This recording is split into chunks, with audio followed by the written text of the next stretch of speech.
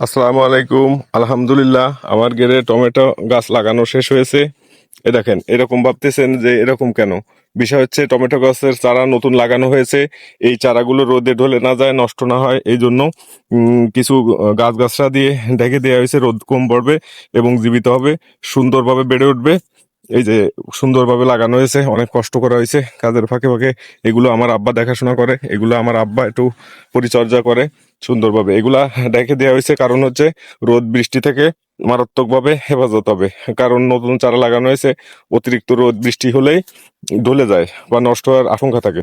এই জন্য প্রত্যেকটা গাছ কিছু ডালপালা দিয়ে সেভ করা হয়েছে যাতে রোদ কম লাগে, সুন্দরভাবে বেঁচে থাকে। আপনারাও কৃষি করবেন। কৃষির উপরে কোনো পৃথিবীতে কোনো কিছুই নেই। মানসিকভাবে সুস্থ থাকা যায় কৃষি করলে।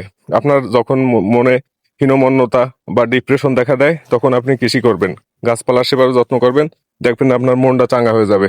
এটাই বাস্তবতা। আপনি করে দেখেন, 100% সত্য কথা। ভালো থাকবেন।